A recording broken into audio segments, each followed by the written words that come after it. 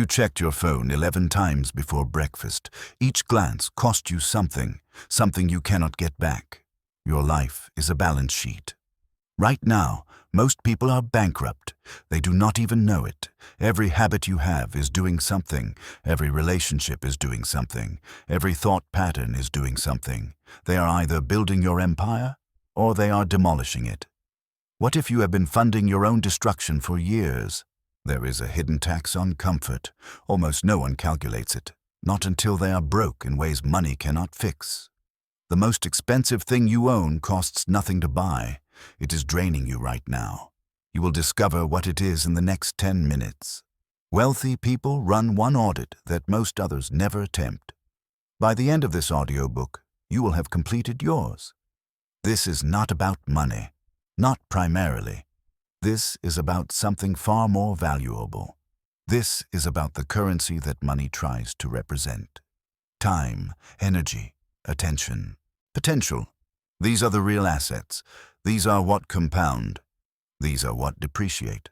And most people are hemorrhaging all four without a single entry in their ledger. Think about it this way. If someone asked to see your financial records, you could probably produce something. Bank statements, tax returns, maybe a budget spreadsheet you made once and forgot about. But what if someone asked to see your life records? What if they wanted an audit of how you actually spend your hours? What if they wanted to examine where your energy goes, what you pay attention to, what you have built with your potential? Could you produce anything? Would you want to? Here is the uncomfortable truth that this audiobook is built upon. You are already keeping records. Life is already keeping score. Every single day you make hundreds of entries in an invisible ledger. Some entries are assets. They appreciate over time. They compound into something greater. They build equity in your future self.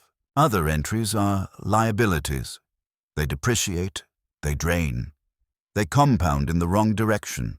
They mortgage your future for a moment of present comfort. The problem is not that you are making these entries. The problem is that you are making them unconsciously. You are signing checks without looking at the amounts. You are taking on debt without reading the terms. You are investing in things that guarantee negative returns, and you are doing it on autopilot, day after day, week after week, year after year. Until now. This audiobook is your audit, not a judgment, not a criticism, an audit. A clear-eyed examination of where things actually stand. Because here is what I know about you. You did not press play on this by accident. Something in you recognizes that the accounts are not balanced. Something in you suspects that certain investments are not paying off. Something in you is ready to look at the ledger and make different choices. That something is the wisest part of you, and it is about to get the tools it needs. Let me introduce you to a concept that will restructure how you see everything. I call it the life ledger. In accounting, a ledger is the master record. It is where every transaction gets recorded. Every dollar in, every dollar out, every asset acquired, every liability incurred. The ledger tells the truth even when everyone else is lying. It does not care about intentions or feelings or what you meant to do. It only cares about what actually happened. Your life has a ledger too. It is running constantly. Every choice you make is a transaction. Every habit is a recurring transaction. Every relationship is either adding to or subtracting from the bottom line. And just like a business that ignores its ledger, a life that ignores its ledger eventually goes bankrupt. But here is the crucial distinction. Life bankruptcy does not look like financial bankruptcy. There is no dramatic moment where someone takes your stuff. Life bankruptcy is quieter. It is waking up at 50 and wondering where the time went. It is achieving what you thought you wanted and feeling empty. It is having plenty of money but no energy to enjoy it. It is having people around but feeling alone. It is having options but feeling trapped. Life bankruptcy is the slow realization that you spent instead of invested, that you consumed instead of created, that you drifted instead of directed. And by the time you realize it, compound interest has been working against you for decades. Let me show you what I mean with a story. Two people start their careers on the same day. Let us call them Marcus and David. Same company, same position, same salary, same starting point on the ledger. If you looked at their bank accounts after that first month, you would see nearly identical numbers. But if you could see their life ledgers, you would see two completely different trajectories already beginning. Marcus gets home from work tired. Of course he does. He worked hard. He earned the right to relax. So he does what feels natural. He grabs a beer from the fridge, collapses on the couch, and turns on whatever show everyone is talking about. He scrolls his phone during the slow parts. He orders delivery because cooking feels like too much. He stays up too late because the next episode starts automatically and stopping requires a decision. He goes to bed without setting out his clothes for tomorrow, without reviewing what he learned today, without planning what he wants to accomplish. He figures he will deal with all that when it matters. Right now, he just needs to decompress. David gets home from work, tired too. The same tired. He worked just as hard. He has the same right to relax, but David makes a different entry in his ledger. He spends 15 minutes writing down what he learned that day and what questions he still has. He changes into workout clothes and goes for a 30-minute run, not because he loves running, but because he made a promise to his future self. He comes back, showers, and makes a simple meal while listening to a podcast about his industry. He calls his mother for 10 minutes because relationships require deposits, not just withdrawals. He reads for 30 minutes before bed, something related to a skill he is developing. He sets out his clothes for tomorrow. He reviews his calendar. He's in bed by 10:30. Now, if you took a photograph of both of their lives that night, you would struggle to see any meaningful difference. Marcus's evening was pleasant enough. David's evening was productive, but not painful. Neither one experienced anything dramatic. Neither one made a choice that seemed irreversible. But the ledger saw everything. Marcus made about a dozen liability entries. The beer, a small energy debt. The passive entertainment, an attention withdrawal. The scrolling, a focus fragmentation fee. The late night, a sleep deficit loan with interest due tomorrow. The lack of preparation, a future friction charge. None of them seemed significant. All of them were real. David made about a dozen asset entries. The learning reflection, a compound knowledge deposit. The exercise, an energy investment with same-day returns. The podcast, a professional development credit. The phone call, a relationship equity contribution. The reading, a skill acceleration payment. The preparation, a tomorrow efficiency dividend. One evening, roughly the same hours, radically different ledger entries. Now multiply by a week, multiply by a month, multiply by a year, multiply by the decade they both spend at that company. When I tell you that Marcus and David have completely different lives 10 years later, you are not surprised. Of course they do, but here is what might surprise you. Neither of them made any single dramatic choice. There was no moment when Marcus chose failure and David chose success. There was no fork in the road where one went left and one went right. There were only ledger entries, hundreds of thousands of them, each one nearly invisible, each one perfectly recorded, each one compounding. When Marcus got passed over for his third promotion, he blamed the company. When his marriage struggled because he had no energy left for connection, he blamed the demands of work. When his health started to decline in his early 40s, he blamed genetics. He had a reason for everything. The ledger did not care about his reasons. When David got recruited to lead a department at another company, people called him lucky. When his marriage thrived because he had protected energy for what mattered, people assumed it was natural compatibility. When his health remained strong into his 40s, people credited good genes. Nobody saw the ledger. Nobody tallied the entries. They only saw the balance. Here is a question for you, and I want you to answer it honestly. Not out loud. Not to me. To yourself. If someone followed you around yesterday with a ledger, recording every choice as either an asset or a liability, which column would have more entries? Do not answer based on your best days. Answer based on yesterday, the actual yesterday that actually happened. Where did your time go? Where did your energy go? What did you consume? What did you create? Who did you connect with?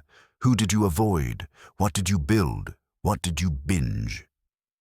The audit starts with honesty, and honesty starts with acknowledging that the ledger is already keeping score. Now, I know what some part of you might be thinking. This sounds exhausting. I cannot analyze every single choice. I cannot turn my life into a spreadsheet. I just want to live. I hear you, and I am not asking you to become an obsessive accountant of your own existence. What I am asking is simpler and harder at the same time. I am asking you to become aware, to notice patterns, to recognize that what you call living might actually be spending, to understand that what feels like rest might actually be debt. Because here is the trap. The things that feel like breaks often are not. The things that feel like rewards often are not.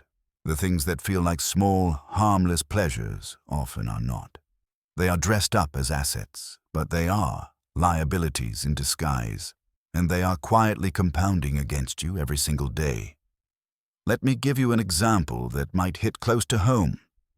Think about the last time you said to yourself, "I deserve this." Maybe it was an extra hour of scrolling.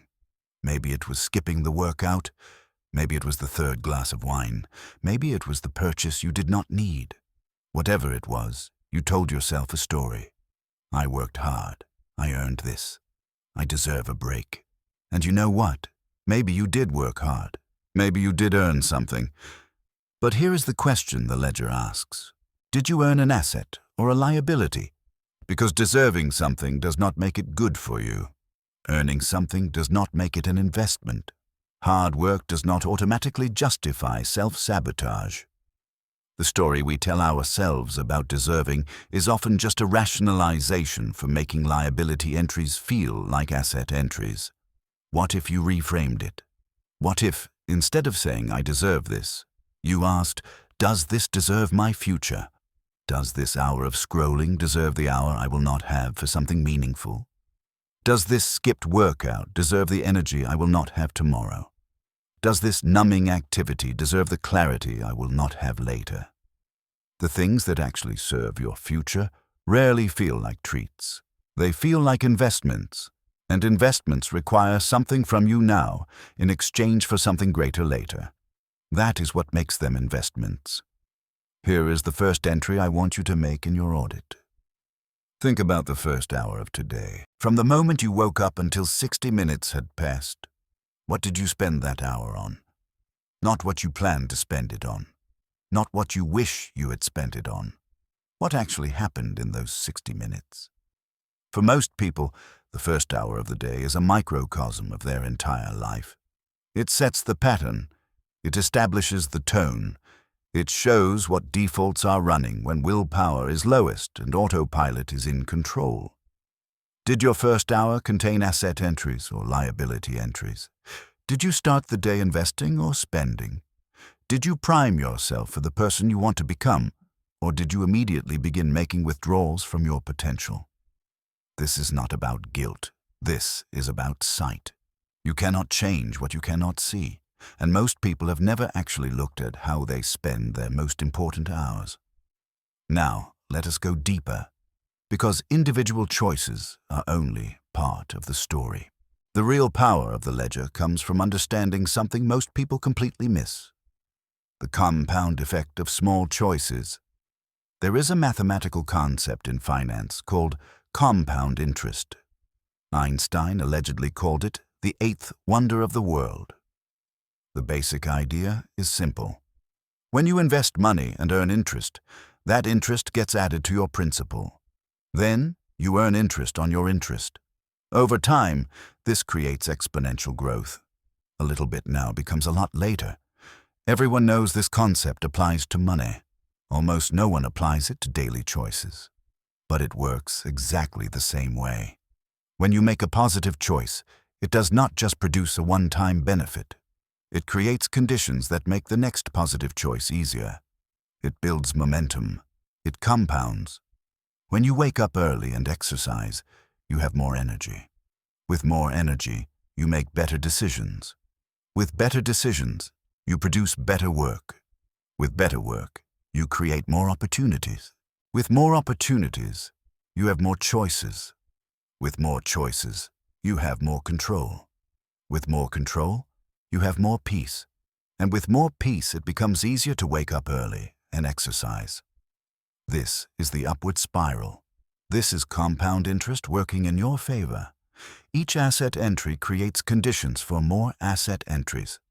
But here is the part nobody wants to hear. Compound interest works just as powerfully in the negative direction. When you stay up too late scrolling, you are tired. When you are tired, you hit snooze. When you hit snooze, you are rushed. When you are rushed, you skip breakfast. When you skip breakfast, your blood sugar crashes. When your blood sugar crashes, you grab something convenient and processed. When you eat processed food, your energy drops. When your energy drops, you need more coffee. When you drink more coffee, you are anxious. When you are anxious, you are less effective. When you are less effective, you stay late at work. When you stay late at work, you are more tired. When you're more tired, you need to decompress. When you need to decompress, you stay up late scrolling. This is the downward spiral. This is compound interest working against you. Each liability entry creates conditions for more liability entries. And here is the killer. Both spirals feel normal from the inside. When you are in an upward spiral, making good choices feels natural because you have the energy and clarity to make them. When you are in a downward spiral, making poor choices feels natural because you lack the energy and clarity to make different ones. The spiral you are in determines what feels easy, and what feels easy determines what you do, and what you do determines which spiral you stay in. So the question is not whether compound interest is affecting your life. It is. The question is which direction it is compounding. Let me show you how small the margins actually are. Imagine two versions of yourself, version A and version B. Both start identical, same circumstances, same opportunities, same starting point, but version A is 1% better every day, just 1%, barely noticeable, and version B is 1% worse every day, also barely noticeable. After one day, you could not tell them apart. After 1 week, still nearly identical. After 1 month, maybe you start to see a slight difference. But after 1 year, version A is nearly 37 times better than where they started. And version B is just 3% of where they started. 1% daily. In either direction, barely perceptible in the moment. Life-altering over time. This is why I keep emphasizing that there are no small choices. There are only choices, and every single one either contributes to your compound growth or your compound decay. The margin is tiny. The impact is massive. Think about a specific behavior you have been telling yourself does not matter. Maybe it is hitting the snooze button. Maybe it is checking your phone before you get out of bed. Maybe it is that glass of wine with dinner that has become 2 glasses. Maybe it is skipping the walk you promised yourself. Maybe it is staying quiet in meetings when you have something to say. Whatever it is, you have been telling yourself it is no big deal. It is just one time. It is just a small thing. It does not really affect anything. But what if you projected it forward? What if you did that thing every single day for the next 10 years? What would your life look like? Where would the compound interest of that choice take you? What would you have more of? What would you have less of? Who would you have become? Now flip it. What if you did the opposite? What if every time you were about to make that choice, you made the asset choice instead? Project that forward 10 years. What would your life look like then? The gap between those two visions is the actual cost of just one time. It is not just one time. It is one more entry in a ledger that is calculating your trajectory, and trajectories are destiny. Here is something I want you to consider. What if you viewed every choice through the lens of 10-year compound interest? Not as a burden, not as an obligation, but as a superpower. Most people are making choices as if they exist in isolation. You would be making choices knowing they connect to everything that comes after. That is an extraordinary advantage. That is seeing what others cannot see. That is playing a game where the rules work in your favor because you understand them and everyone else is playing blind. Now let us take the audit deeper, because your choices do not happen in a vacuum. They happen in the context of relationships, and relationships are perhaps the most important category in your life ledger. Think about the people you spend the most time with, not the people you admire from a distance, not the people you follow on social media, the people you actually spend hours with, talk to, text, eat meals with, share space with. These people are not neutral factors in your life. They are active elements. They are either assets that appreciate over time, contributing to your growth, your clarity, your ambition, your peace. Or they are liabilities that depreciate over time, draining your energy, limiting your vision, enabling your worst patterns, keeping you small. This is not a cold or calculating way to view relationships. This is an honest way to view them, because every relationship has a direction. Every relationship is producing something, and you are either benefiting from that production or paying for it. There is a famous idea that you become the average of the 5 people you spend the most time with. I would make it even more direct. You become the average of the 5 closest liabilities in your life. Because here is the thing about relationship liabilities. They do not just fail to help you. They actively hinder you. They cost you energy to maintain. They cost you time you could spend elsewhere. They cost you mental space you could use for creation instead of damage control. They cost you opportunities because they occupy the relational space where assets could be. Let me name 5 types of relationship liabilities so you can recognize them in your own life. The first type is the energy vampire. This is someone who consistently leaves you more drained after you interact with them. Every conversation is heavy. Every interaction requires recovery. They take and take and take. And if they ever give, it comes with strings or expectations or guilt. Being around them feels like a part-time job you never applied for. The second type is the dream killer. This is someone who, often with apparent concern for your well-being, consistently discourages your ambitions. Every idea you share gets met with reasons it will not work. Every goal gets analyzed for its risks. They call it realism. They call it protecting you. What they are actually doing is projecting their own fear onto your future. The third type is the comfort enabler. This is someone who makes it too easy to stay small. They celebrate your mediocrity. They never challenge your excuses. They are perfectly happy with whatever version of you requires the least change. They are not bad people. They are just people who have stopped growing and want company in their stagnation. The fourth type is the chaos agent. This is someone whose life is a constant crisis and who invites you into that crisis regularly. Their emergencies become your emergencies. Their drama becomes your atmosphere. They keep you in reaction mode, firefighting their issues instead of building your own life. You cannot compound when you are constantly being interrupted by someone else's chaos. The fifth type is the stagnation partner. This is someone who shares your comfort zone a little too perfectly. You do not challenge each other. You do not push each other. You just exist together in a mutual agreement not to grow. The relationship feels good because it requires nothing, but requiring nothing also produces nothing. Now, I am not telling you to eliminate every person who has ever displayed one of these patterns. People are complex. Sometimes the vampire is going through a temporary crisis. Sometimes the dream killer has legitimate concerns worth considering.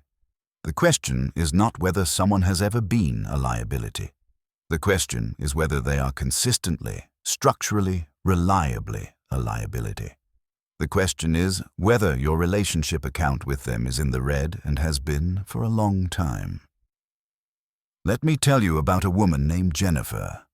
Jennifer was a talented architect with a vision for starting her own firm. She had the skills, she had the experience, she had initial clients ready to follow her. What she did not have was a single person in her inner circle who believed she could do it. Her best friend from college, someone she talked to almost daily, was a chronic pessimist. Every time Jennifer mentioned her dreams, her friend would bring up the failure rate of new businesses. Her brother, who she loved deeply, kept reminding her of the stability of her current job and asking whether she was sure she wanted to give up the benefits and the pension. Her boyfriend at the time was supportive in words, but made subtle comments about how her long hours and ambition were affecting their relationship. None of these people were villains.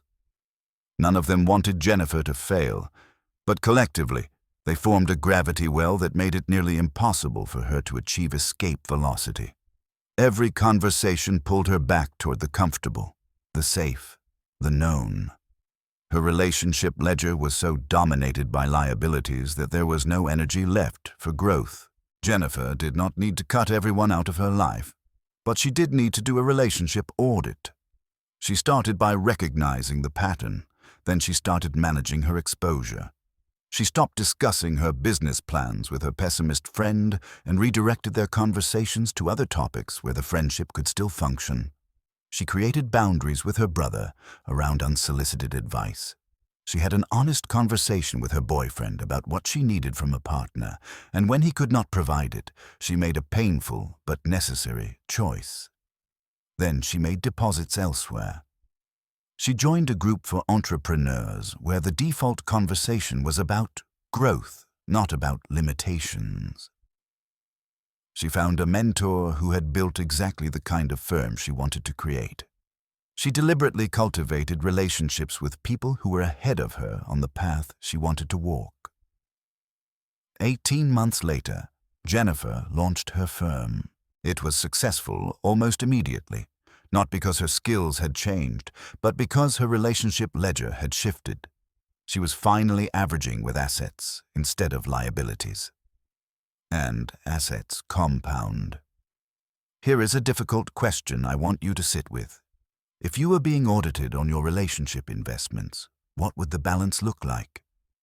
Not your acquaintances, not your social media connections, your actual inner circle, the people who have access to your mind and your time and your energy. Are they assets that appreciate over time or liabilities that drain you? Now, some people hear this and feel guilty. They think being strategic about relationships is cold or manipulative. But let me ask you something. Is it more loving to keep giving to someone who takes endlessly without return? Is it more authentic to pretend a draining relationship is nourishing? Is it kinder to yourself to stay bonded to people who are actively hindering your growth? Boundaries are not cruelty. Selectivity is not snobbery. Protecting your relationship ledger is an act of self-respect and, ultimately, an act of service. Because the best version of you, the version that has capacity to give genuinely, to love fully, to contribute meaningfully, that version only emerges when you are not being depleted by liabilities. You cannot pour from an empty cup, and some relationships are designed to keep your cup empty. So let me give you a practical exercise. Think of the 10 people you spend the most time with. Not who you wish you spent time with, who actually gets your hours. Write their names down, even if only mentally.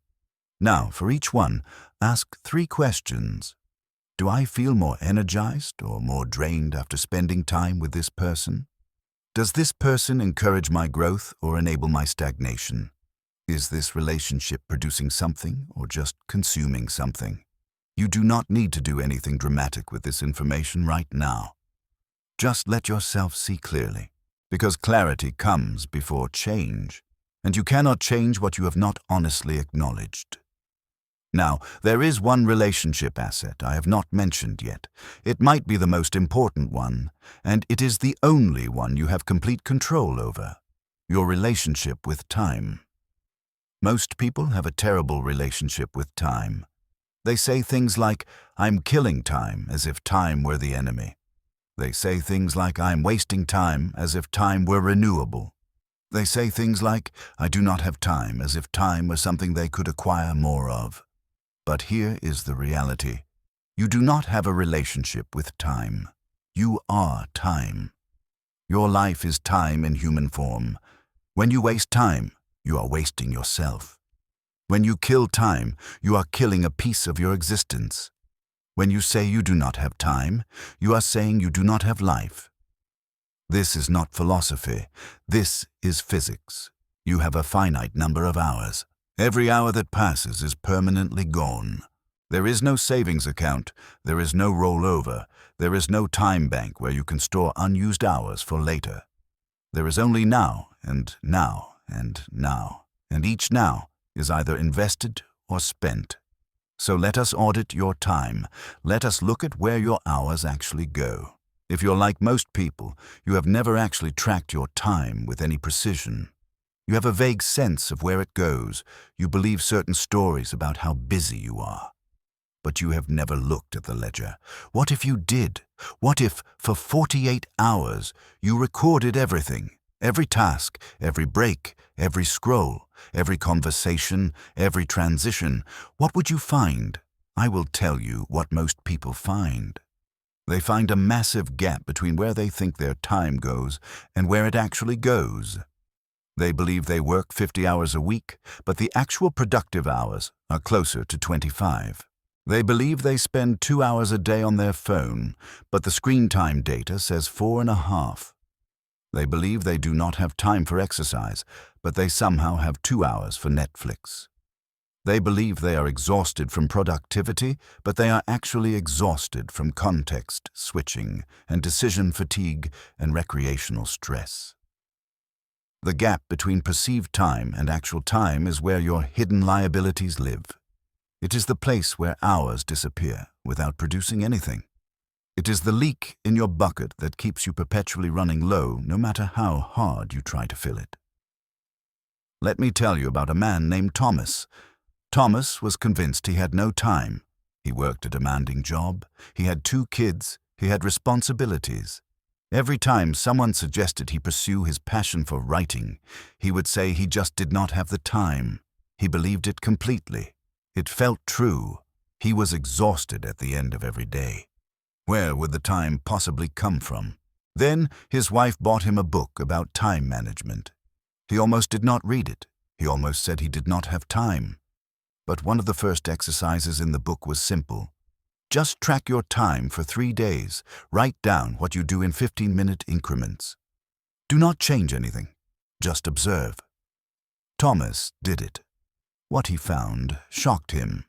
He was spending almost 2 hours a day on his phone during work, convinced he was being productive. He was spending another hour in meetings that accomplished nothing. He was spending 45 minutes every evening watching shows he did not even like while scrolling a second screen. He was spending 30 minutes every morning lying in bed checking news that only made him anxious. When he totaled it up, he found almost 4 hours a day of pure liability time, time that produced nothing positive, time that often produced negative returns in stress, distraction, and lost momentum. He did not have a time problem. He had an allocation problem. He had a ledger full of hidden withdrawals. Thomas did not overhaul his entire life. He just started making different entries.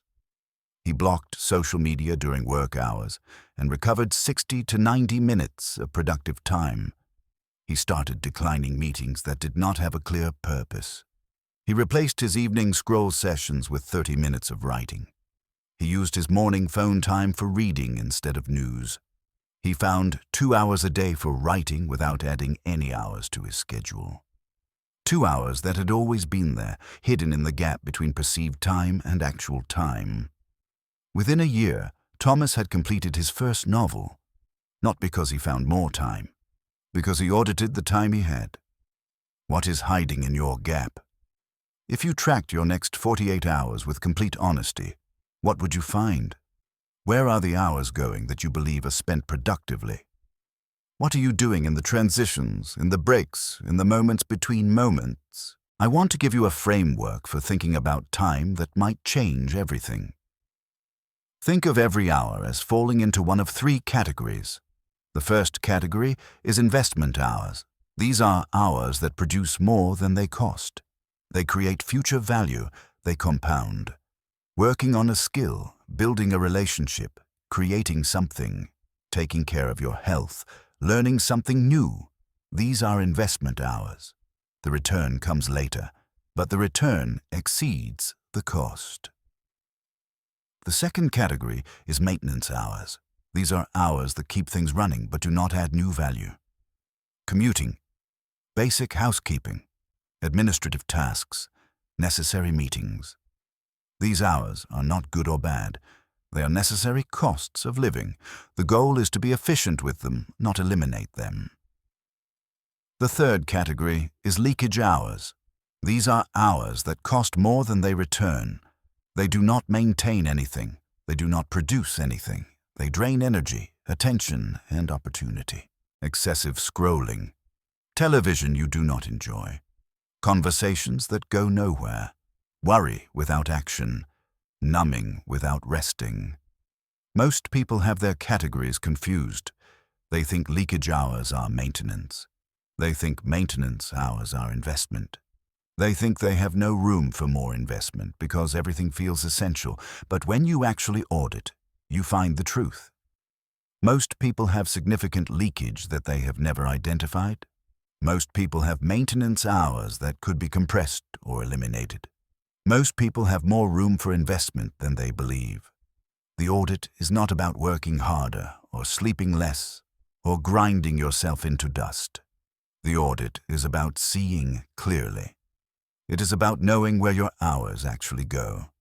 It is about making conscious choices instead of unconscious leakage.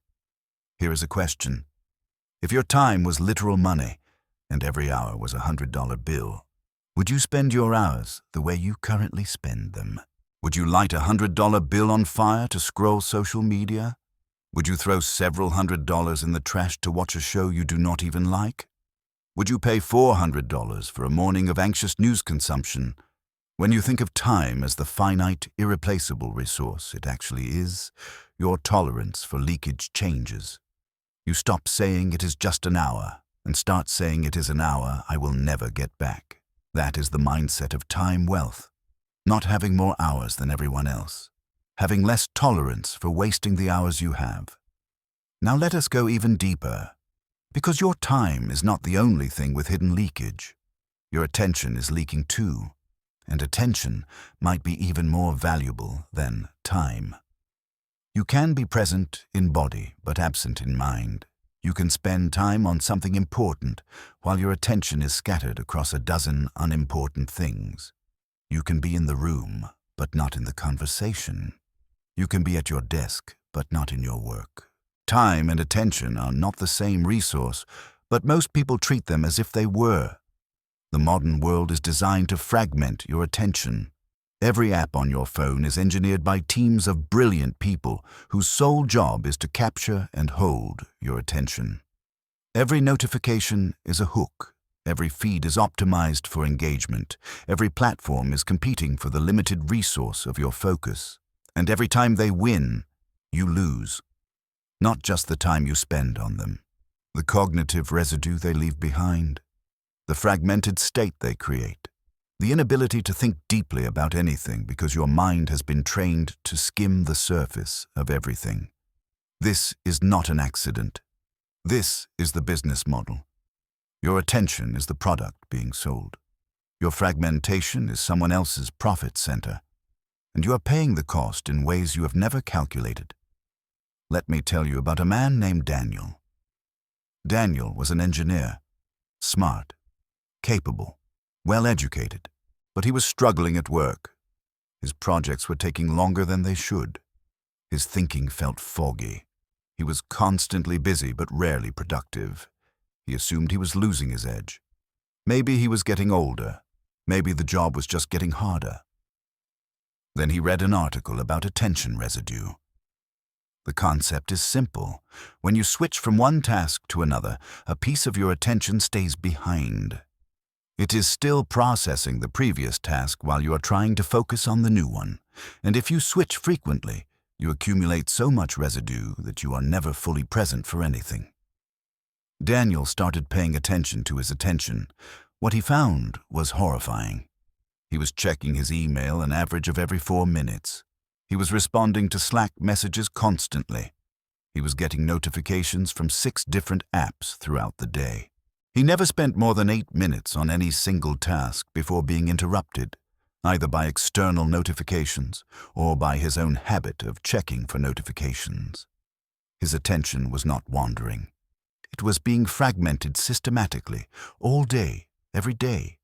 No wonder he felt foggy. No wonder his thinking was shallow. He had never given his brain the chance to go deep. Daniel's solution was radical by modern standards, but simple in practice. He turned off all notifications except phone calls. He checked email twice a day, at 10 in the morning and 3 in the afternoon.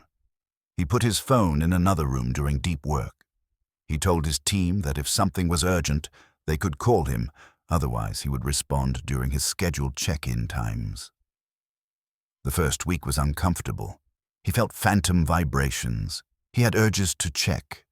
His brain kept expecting the dopamine hit of new information. But by the second week, something shifted. His thinking became clearer. His work became deeper. Projects that had felt overwhelming became manageable. He accomplished more in a focused afternoon than he used to accomplish in a scattered week. Daniel did not get smarter. He did not work harder. He just stopped fragmenting his attention. He stopped making attention liability entries and started making attention asset entries. What is the state of your attention? Not your time, your attention. When you are with someone, are you fully with them? When you are working on something, is your mind fully on it? Or are you perpetually half here, half elsewhere, never fully present for anything? The audit of attention is more subtle than the audit of time, but it might be more important. Because you can spend your time on all the right things and still get minimal return if your attention is fragmented. And you can have limited time but generate extraordinary results if your attention is concentrated. Attention is the multiplier. It is what turns time into value. And if your attention is divided by 10, every hour you spend is worth 1/10 of its potential. Here is what I want you to consider. What would happen if, for 1 week, you treated your attention like a precious resource? What if you guarded it the way you would guard your wallet? What if every notification had to justify its interruption? What if every app had to prove it deserved access to your focus? What if you stopped letting the attention economy extract value from you without your conscious consent? I'm not suggesting you become a hermit or abandon technology. I'm suggesting you become the director of your attention instead of letting algorithms direct it for you. I'm suggesting you make conscious entries in your attention ledger instead of allowing unlimited withdrawals. Because here is the thing about attention. Unlike time, it can actually regenerate. When you stop fragmenting your attention, when you start protecting it, when you begin spending extended periods focused on single things, your capacity for attention grows. Deep focus becomes easier. Concentration becomes more natural. The fog lifts. This is attention compound interest. Protect it today. Have more of it tomorrow. Now let us move to an audit that might be the most confrontational of all. The audit of your inputs. Your brain is a processing plant. It takes in raw materials and produces outputs. The quality of the outputs is directly dependent on the quality of the inputs. Garbage in, garbage life out. This is not metaphor. This is neuroscience. Everything you consume becomes part of you. The news you read shapes your worldview. The shows you watch influence your expectations of life. The social media you scroll determines what you think is normal. The conversations you have shape your vocabulary and your thinking patterns. The environments you inhabit become your baseline for how the world works. Most people have never audited their inputs. They consume whatever is convenient, whatever is popular, whatever the algorithm recommends. They treat their brain like a dumpster, accepting whatever gets thrown in, never questioning whether it should be there. But you would not do that with your body. You would not eat whatever was convenient without considering whether it was nutritious. You would not accept whatever someone handed you without asking what it was. You know that what you put in your body affects your health, your energy, your longevity. Your mind works the same way. It just happens more slowly and less visibly. The effects of mental junk food do not show up immediately. They accumulate, they compound, and by the time they are visible, the damage has been building for years. Let me be specific about the categories of mental input that function as liabilities for most people. News is a major liability for most people, not because being informed is bad, but because the news industry is optimized for engagement, not for informing you. What engages people? Fear, outrage, conflict, drama. So that is what news delivers in ever-increasing doses. The result is that people who consume a lot of news are not better informed. They are more anxious, more polarized, more convinced that the world is falling apart, and often less able to see the actual issues that affect their lives because they are distracted by whatever is generating the most clicks. Social media is a massive liability for most people. Again, not because connection is bad, but because social media platforms are not optimized for connection. They are optimized for engagement, and what engages people on social media? Envy, comparison, outrage, validation seeking. The result is that heavy social media users report higher rates of anxiety, depression, loneliness, and dissatisfaction with their own lives. They spend hours consuming carefully curated highlight reels and wonder why their own behind-the-scenes footage feels so inadequate. Passive entertainment is often a liability. Not always. Some entertainment is genuinely restorative. But most people are not using entertainment for restoration. They are using it for numbing.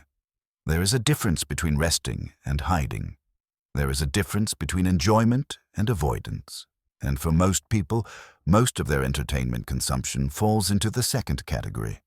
It does not leave them refreshed. It leaves them emptier, looking for the next thing to fill the void they just created by consuming the last thing. Negative conversations are liabilities.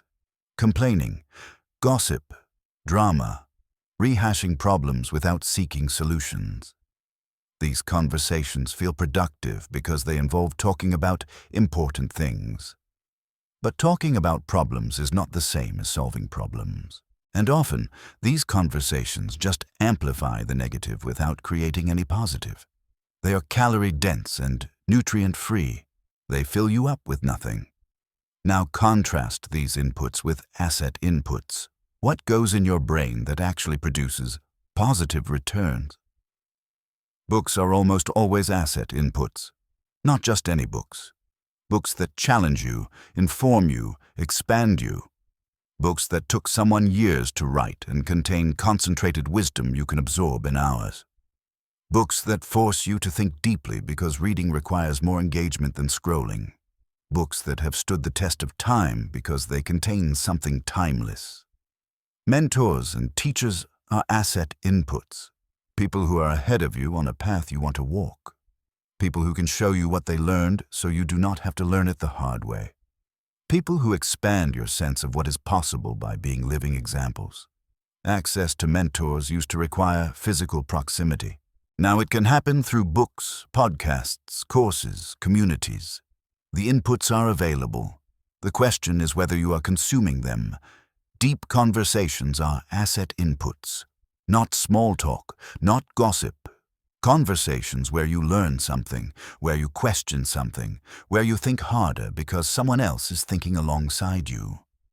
Conversations that leave you energized rather than drained. Conversations that open doors in your mind you did not know were there. Skill development is an asset input. Learning to do something you could not do before. Getting better at something you already do. Stretching your capabilities. Building new capacity. The discomfort of not knowing, becomes the confidence of competence. Here is a practical exercise. For 1 week, track your inputs the way you would track your food. Every piece of news, every social media session, every show, every podcast, every book, every conversation. Just notice. Do not change anything yet. Just see. At the end of the week, categorize everything. What was asset? What was liability? What was neutral? What surprised you? What patterns do you notice? Most people who do this exercise are shocked. They believe they have a healthy information diet. They discover they have been living on mental fast food. And they realize that the fog, the anxiety, the constant low-level dissatisfaction, these are not character flaws. These are symptoms of consumption. I want to tell you about a man who did something radical with his inputs. His name was James, and he was a portfolio manager at an investment firm. High stress, long hours, constant information consumption. He checked financial news throughout the day. He watched market updates. He scrolled Twitter for investor sentiment. He consumed more information in a day than most people consume in a week. And he was miserable, anxious, reactive, making decisions based on noise and then regretting them when the signal became clear. He was drowning in information and starving for wisdom. James decided to try an experiment. For 90 days, he would eliminate news entirely. No financial news, no political news, no news of any kind. He would get his information from quarterly reports and annual filings, primary sources that required effort to access and process. Everything else was out. The first 2 weeks were brutal. He felt uninformed. He felt like he was missing something important. He kept reaching for his phone. His colleagues talked about daily market moves and he had nothing to contribute. But then something shifted. His anxiety dropped noticeably. His sleep improved. His thinking became clearer. The noise disappeared and the signal became audible. He started making better decisions because he was responding to fundamentals rather than reacting to headlines. His performance improved. His relationships improved. His health improved. At the end of 90 days, James did not go back to his old habits. He had seen the cost of those inputs too clearly. He had felt what life was like without them. He became selective in a way he had never been before. Not consuming nothing, but consuming intentionally. Asset inputs only, liability inputs eliminated. What would happen if you ran a similar experiment? Not necessarily 90 days. Not necessarily eliminating everything. But what if you removed the 3 most obvious liability inputs from your diet for a week? What if you replaced them with asset inputs? What would you notice? What would change? The audit of inputs is not about becoming uninformed or disconnected. It is about becoming intentionally informed, deliberately connected, consciously fed. It is about recognizing that your brain will process whatever you give it, and giving it something worth processing. Now let us move to what might be the most important audit of all. The audit of identity. Everything we have discussed so far, your time, your attention, your relationships, your inputs, these all matter. But they are all downstream of something deeper. They all flow from who you believe yourself to be. Your identity is the master pattern. It is the source code that generates your habits. It is the lens through which you see every choice. It is the story you tell yourself about what kind of person you are, and that story determines everything. Here is how it works. You take actions consistent with the person you believe yourself to be. If you believe you're not a morning person, you will not become a morning person, no matter how many alarm clocks you buy. The belief generates the behavior. If you believe you are bad with money, you will not become good with money, no matter how many budget apps you download. The belief generates the behavior. If you believe you are just not lucky, you will not create your own luck, no matter how many opportunities cross your path. The belief generates the behavior. Most people try to change their behavior without changing their identity. They want to lose weight but still see themselves as someone who struggles with food. They want to be successful, but still see themselves as someone who never catches a break. They want better relationships, but still see themselves as someone who always gets hurt. The behavior changes temporarily because willpower forces it. Then identity reasserts itself, and the behavior snaps back. This is why most change efforts fail. Not because people lack information or desire, because they are trying to become something they do not believe they already are. The audit of identity asks a different question. Not what do you want to do, but who do you believe you are? Not what goals are you pursuing, but what stories are you telling yourself? Not what changes do you want to make, but what identity would make those changes automatic. Let me show you what I mean. I knew a woman named Rachel who wanted to get fit. She had wanted this for years. She had tried dozens of programs, diets, challenges. Nothing stuck. She would start strong, white-knuckle it for a few weeks, then slowly slide back to her baseline. The same 20 pounds lost and gained over and over. Rachel assumed she lacked discipline. She assumed she lacked willpower. She assumed there was something wrong with her that made change impossible. These were all identity stories, and they were all wrong. The real identity story was subtler. Rachel believed deep down that she was not an athletic person. This belief started in childhood when she was picked last for teams. It was reinforced in high school when she avoided physical education.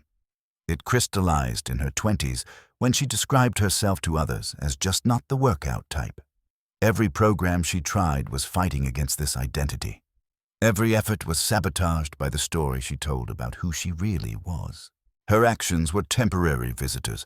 Her identity was the permanent resident. Rachel's transformation did not start with a new workout plan. It started with a new story. She started small. She started saying to herself, I am someone who moves my body every day. Not I am an athlete, not I am a fitness person. Just I am someone who moves my body every day.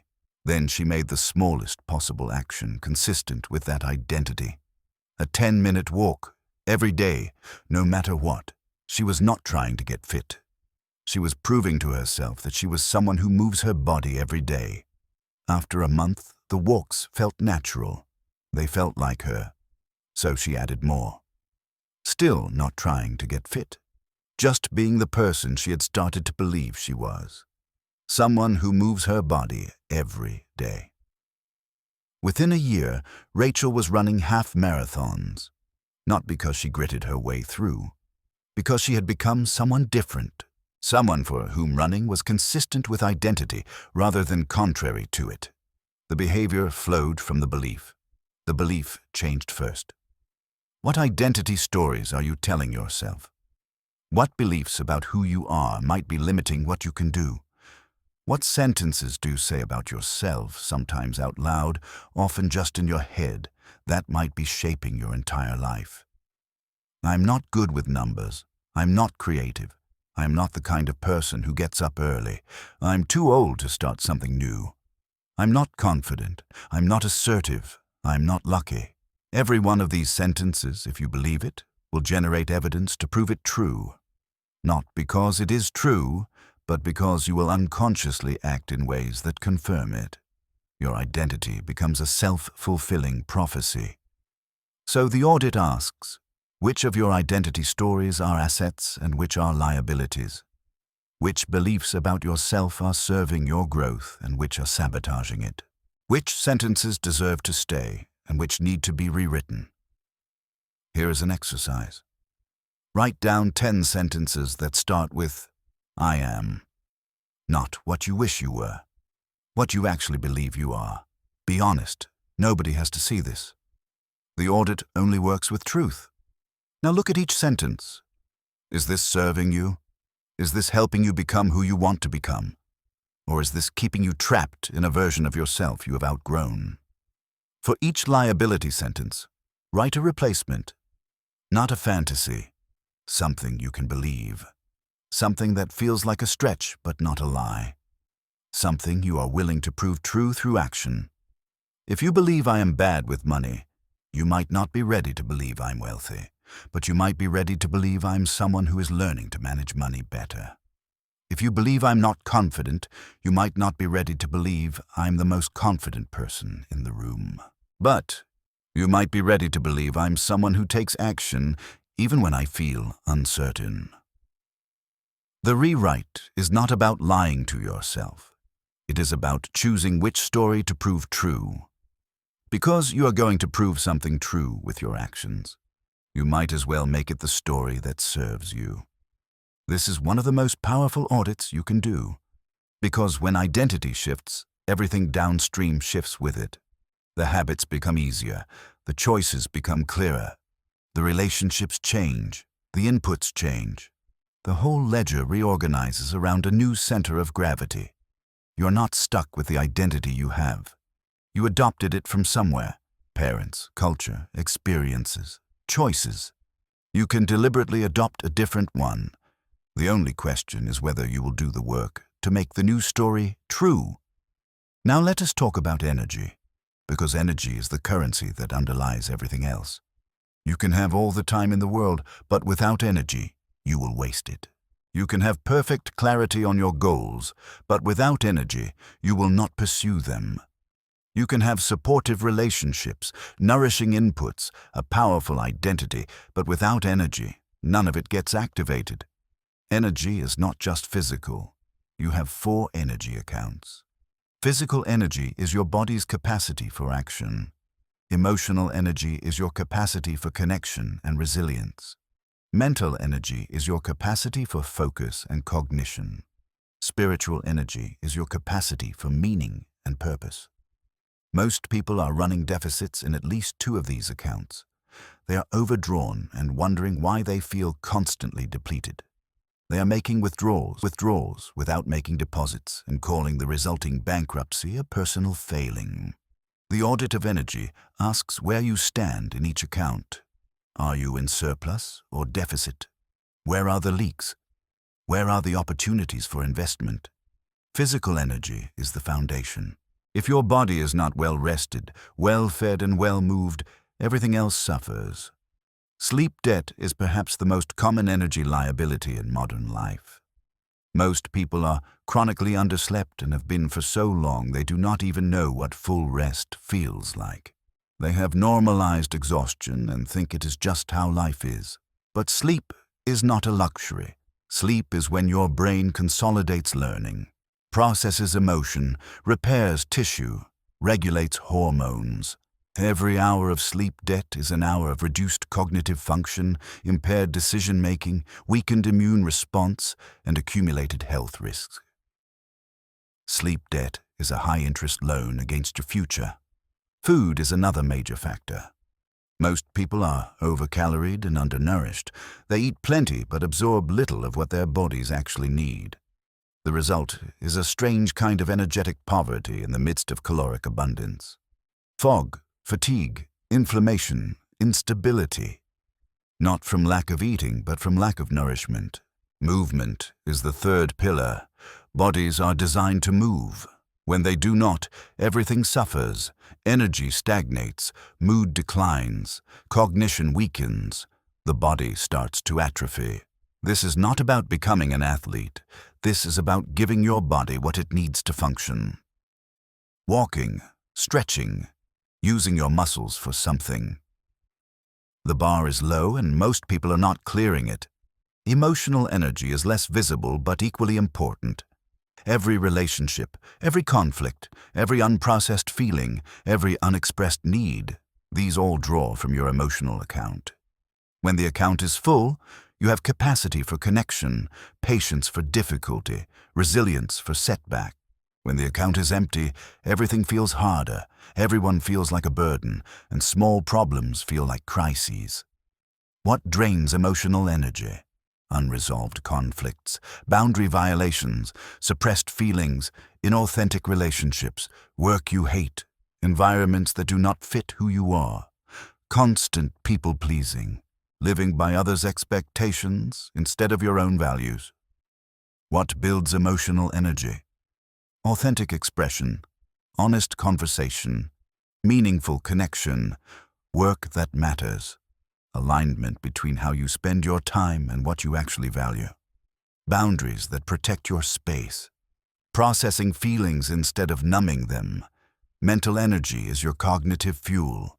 It is what you use to focus, decide, create, problem solve. It is finite and it depletes. Every decision costs mental energy. Every context switch costs mental energy.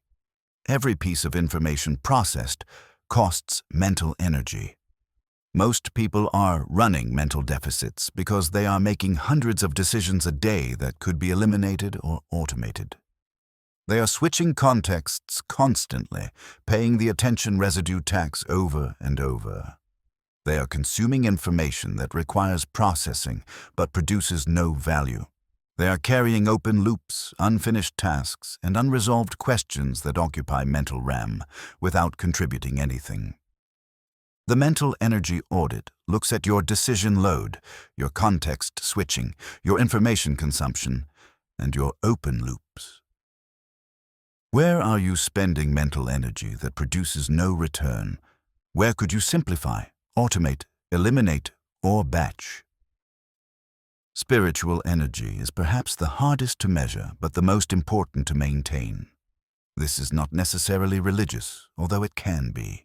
Spiritual energy is about meaning, purpose, the sense that what you are doing matters, the feeling of being connected to something larger than yourself. When spiritual energy is high, effort feels worthwhile. Difficulty feels meaningful. Even exhaustion feels purposeful. When spiritual energy is low, nothing feels worth the effort. Success feels empty. Achievement feels hollow. You can be winning and still feel like you are losing. The spiritual energy audit asks whether your daily life is connected to your deeper sense of meaning. Are you doing work that matters to you? Are you living according to your values? Are you contributing to something beyond yourself? Or are you grinding through days that feel disconnected from anything you actually care about? I want to tell you about an executive named Sarah who came to me burned out. On paper, her life was enviable. 6-figure salary, corner office, respect in her industry. But she was running on empty, not just tired, depleted in a way that vacations did not fix. We did an energy audit together. Her physical account was in deficit from poor sleep and no exercise. Her emotional account was in deficit from a marriage that had become transactional and friendships she had let lapse. Her mental account was in deficit from constant decision-making and information overload. But the biggest deficit was spiritual. Sarah had climbed a ladder she did not actually want to climb. She had achieved goals she did not actually care about. She was succeeding at someone else's definition of success while failing at her own. Her work had no meaning for her, and her success felt like a trap rather than a victory. Sarah's recovery did not start with productivity hacks or time management. It started with a deep inquiry into what she actually valued, what mattered to her, what she wanted her life to be about. The answers surprised her. They were nothing like what she had been pursuing. Over 2 years, Sarah made significant changes. She left her executive position. She took a substantial pay cut to do work she found meaningful. She rebuilt her health. She rebuilt her marriage. She rebuilt her friendships. She became, by her own standards, far more successful than she had ever been in the corner office. The energy audit saved her.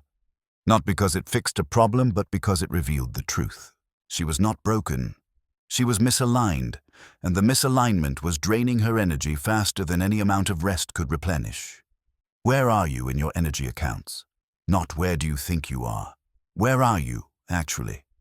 If you looked at your sleep, your nutrition, your movement, your relationships, your decisions, your purpose, what would you find? Surplus or deficit?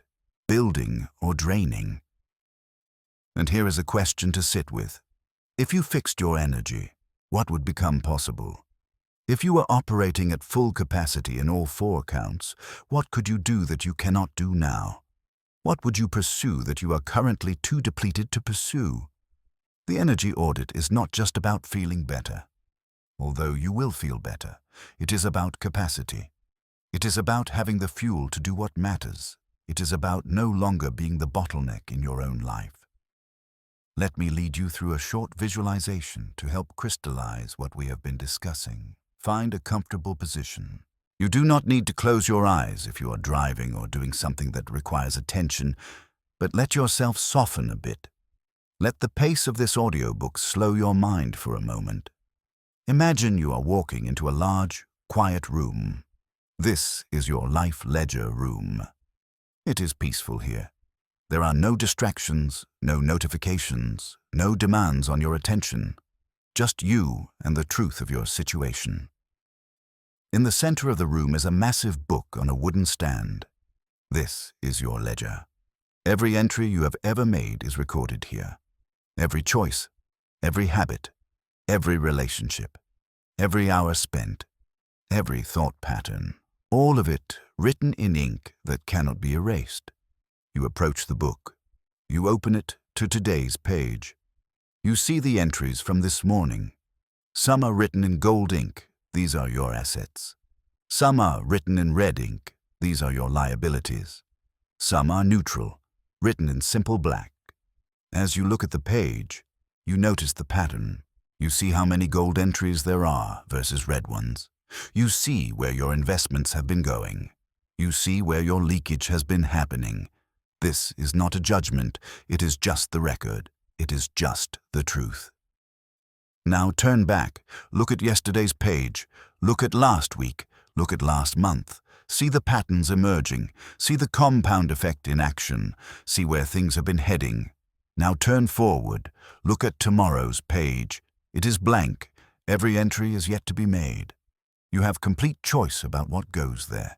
You can make different entries than you made yesterday. You can start a new pattern. The page is waiting.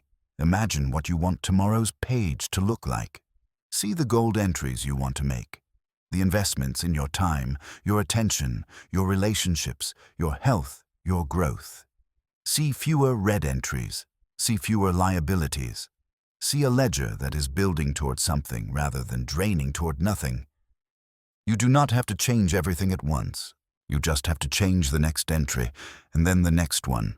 That is how the ledger shifts, one entry at a time, one choice at a time. Take a breath, return to the present moment. Bring with you the image of that blank page, because that is what you have, a blank page ahead, and you are the one holding the pen. Now let us talk about something practical, your habits, because habits are where the ledger entries become automated, for better or worse. Research suggests that 40% of what you do each day is not conscious choice, but habit. Automatic behavior running on autopilot. This is your brain's way of being efficient. It converts repeated actions into automatic routines, so you do not have to think about them. This is an incredible feature when it works for you. When you have built habits of exercise, healthy eating, deep focus, meaningful connection, when these are automated, success becomes automatic. You do not have to will yourself to make good choices. Good choices make themselves. But it is a devastating feature when it works against you.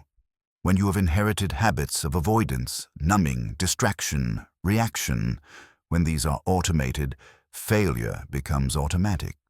You do not choose your decline. Your decline chooses you. You're running someone else's program without even knowing it. So the habit audit asks 2 questions. First, what is currently automated in your life? Not what you choose to do, but what you do without choosing. What happens when you are tired? What happens when you are stressed? What happens when you are bored? What happens first thing in the morning and last thing at night? Second, who installed these automations? Did you deliberately build these habits, or did you absorb them from family, culture, environment, circumstance? Are you running your own code or someone else's? I knew a man named Robert who did this audit and made a disturbing discovery. He tracked his automated behaviors for a week, every action he took without consciously deciding to take it. The list was long, checking his phone first thing in the morning, hitting snooze 3 times, skipping breakfast, complaining about his commute, scrolling during lunch, snacking in the afternoon, pouring a drink when he got home, watching television until too late, going to bed without setting himself up for tomorrow. 10 habits, all automated, all running without his conscious choice. And here was the shocking part. None of them were his. The phone checking came from years of conditioning by technology companies. The snooze hitting came from sleep habits he had never corrected. The breakfast skipping came from his father, who never ate in the morning. The complaining came from his office culture. The scrolling came from the app's design. The snacking came from the availability of junk food in his environment. The drinking came from how his parents unwound. The television came from default entertainment culture. The late nights came from lack of anything better to do. Robert was living someone else's life. His autopilot had been programmed by his circumstances, not by his intentions. He was a passenger in his own existence. Once he saw this, Robert could not unsee it. He started deliberately reprogramming, one habit at a time. He moved his phone to another room at night so it could not be the first thing he checked. He set a single alarm and committed to getting up when it rang. He prepared breakfast the night before so eating became easier than skipping. He listened to podcasts during his commute instead of rehearsing complaints. He deleted the apps that hijacked his lunch hour. He replaced the snacks with healthier options and moved them out of sight. He found other ways to unwind that did not involve alcohol. He replaced television with activities he actually found fulfilling. Each change was small. Each change was manageable. But collectively, they reprogrammed his autopilot. A year later, Robert was living a completely different life. Not because he had more willpower than before, because he was running different code.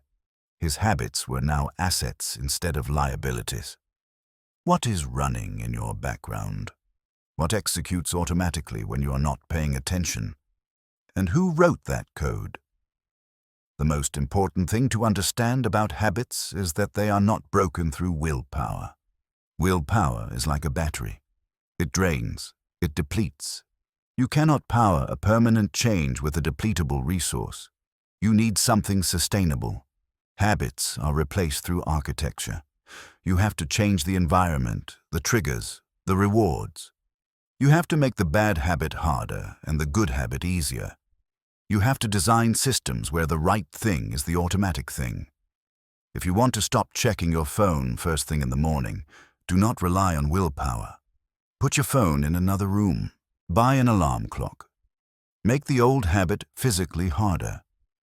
If you want to start exercising in the morning, do not rely on willpower. Sleep in your workout clothes. Put your shoes by the bed.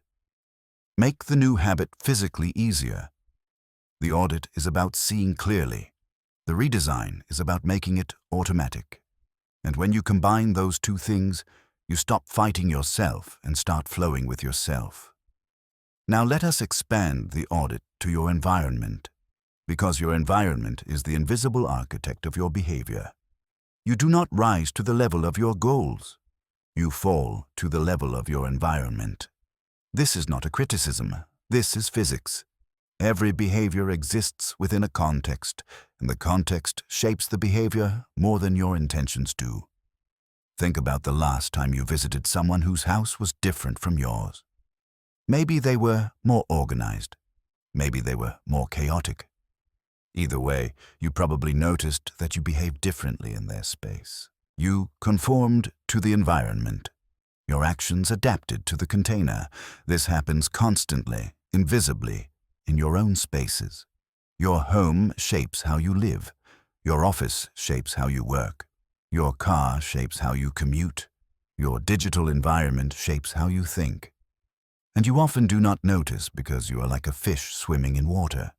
The medium is so constant it becomes invisible. The environment audit makes the invisible visible. It asks what your spaces are designed to produce, not what you want them to produce, what they are actually producing. Take your living room. What behavior is easiest in that room? If the television is the central feature and the remote is always within reach, the room is designed for passive consumption. That is what it will produce. If there are books visible, a comfortable reading chair, no television in sight, the room is designed for something different. That is what it will produce. Take your kitchen. What behavior is easiest in that room? If the counter has a bowl of fruit and healthy options are visible in the refrigerator, healthy eating becomes the default. If the counter has processed snacks and the vegetables are hidden in a drawer, unhealthy eating becomes the default. The room decides more than your willpower does. Take your bedroom. What behavior is easiest in that room? If there is a television, a phone charger by the pillow, and blackout curtains that keep you in darkness, the room is designed for media consumption and oversleeping. If the phone is elsewhere, the books are on the nightstand, and the morning light comes through, the room is designed for something different. Take your digital environment. What behavior is easiest when you open your phone? When you open your computer? What apps are on your home screen? What notifications are enabled? What sites are bookmarked? Your digital environment is at least as important as your physical one, and most people have never deliberately designed it. The audit is about seeing what is currently designed. The redesign is about intentionally architecture environments that produce the behaviors you want. There is a concept called choice architecture. It is the idea that how choices are presented affects which choices people make. Put healthy food at eye level in the cafeteria, and more people choose healthy food. Put cigarettes behind a barrier at the store, and fewer people buy them. The behavior follows the architecture. You are the architect of your own environment.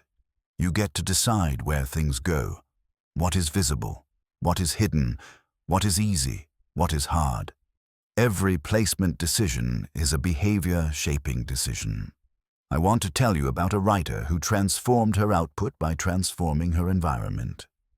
Her name was Catherine. She had been trying to write a novel for years. She had ideas, talent, time. What she did not have was an environment that supported writing. Her apartment was a one-bedroom with no dedicated workspace. She wrote on her couch, which was 2 feet from a television. Her phone was always beside her, within reach, notifications enabled. Her refrigerator was visible from where she sat, constantly inviting snack breaks. Her window looked out on a busy street that distracted her whenever something moved. Catherine tried willpower. She tried discipline. She tried schedules and accountability partners and writing retreats. Nothing worked sustainably. She would make progress, then slide back. The environment kept winning. Finally, she tried architecture. She could not afford a bigger apartment, but she could rearrange the one she had. She moved a small desk into the corner of her bedroom, facing a blank wall. She put a plant on the desk and nothing else except her laptop and a notebook. She left her phone in the living room, silenced when she went to write. She put the television in a closet and only took it out on designated viewing nights.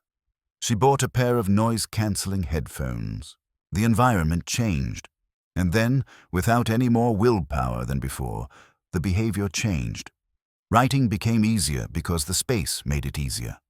Distraction became harder because the space made it harder. Catherine finished her novel in 8 months after years of struggling. The only thing that changed was the container. What is your environment designed to produce? If you walked through your home, your office, your car, your digital spaces with an auditor's eye, what would you find? Where is friction working against you? Where is ease working against you? Where could a simple change in placement or visibility or access shift your default behavior? This is one of the highest leverage changes you can make. Not because it requires a lot of effort, but because it does not. You spend the effort once on the design. Then the design does the work forever. Now let us talk about decisions. Because your decisions are your leverage points, they are where your power concentrates. Most people think all decisions are equal. They spend as much mental energy deciding what to have for lunch as deciding whether to take a new job. They agonize over small choices and rush through big ones. They treat the trivial and the significant with the same level of attention. This is a liability factory. It creates decision fatigue. It dilutes your best thinking. It leaves you exhausted by inconsequential choices and foggy for consequential ones. The decision audit asks which decisions actually matter. Which choices are leverage points that determine many other choices downstream? Which decisions, if made well, make dozens of other decisions unnecessary? Here's an example.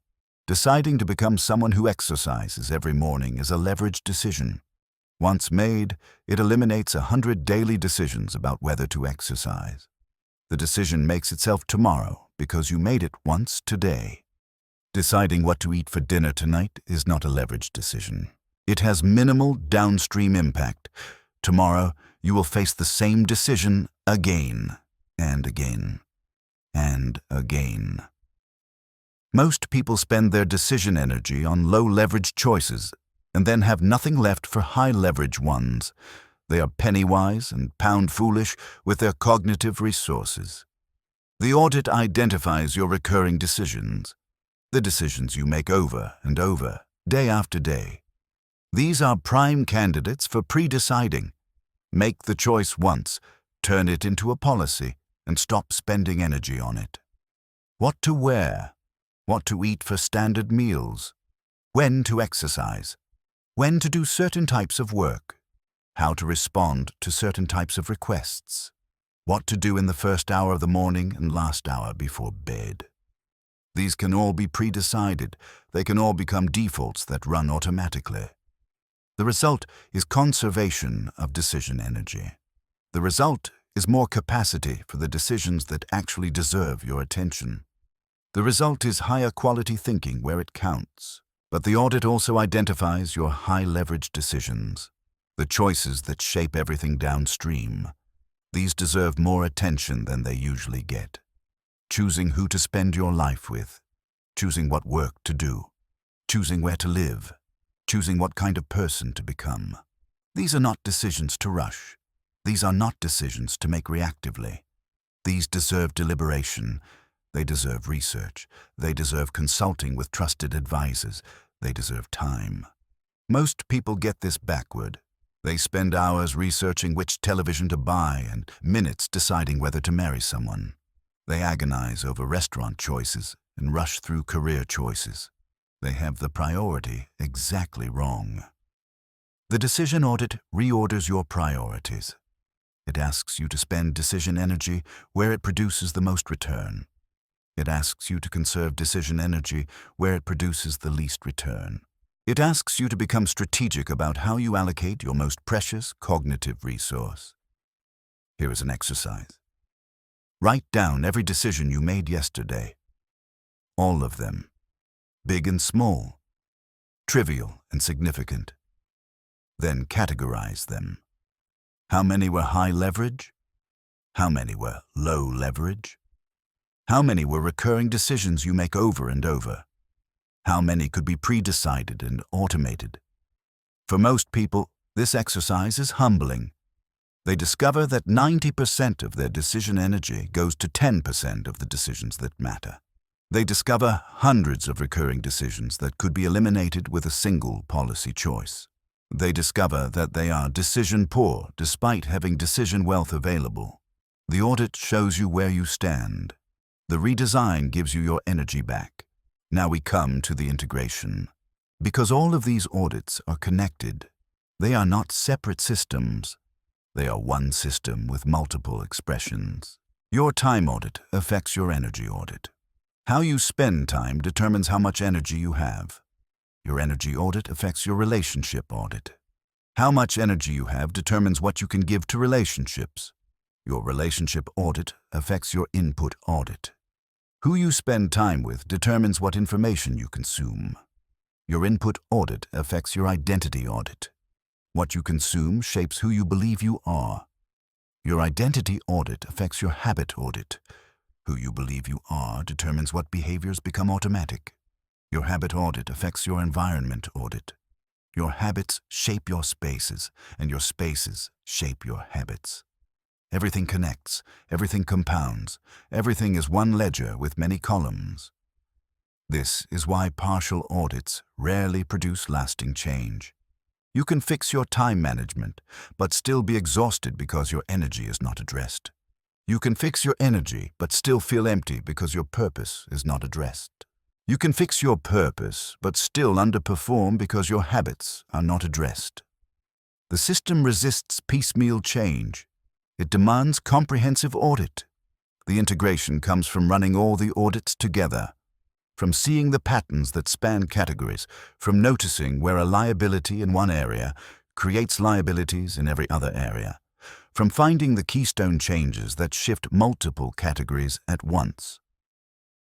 Let me tell you about a couple named Michael and Jennifer who did a comprehensive audit together.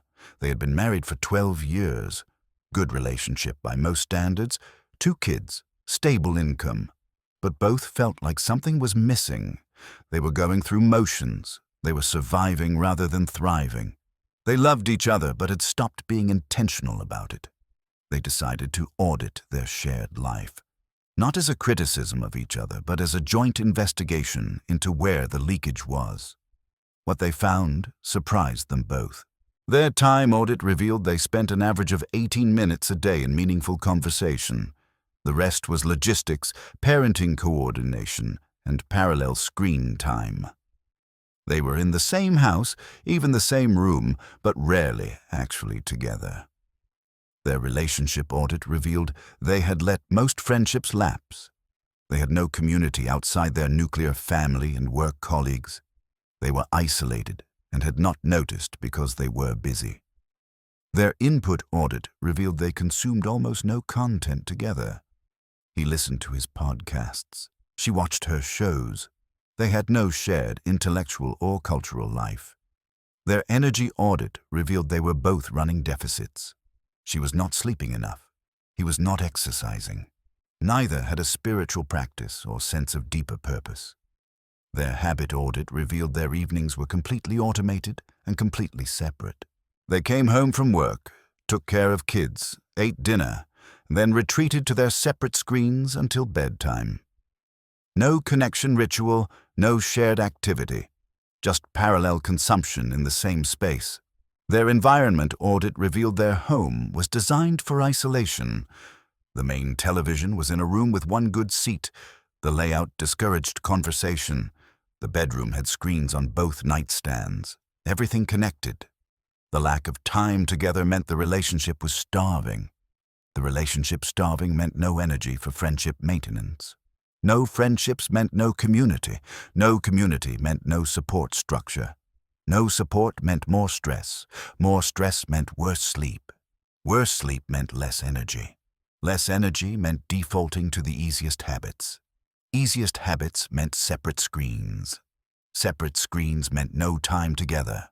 One spiral, expressing through multiple audit categories.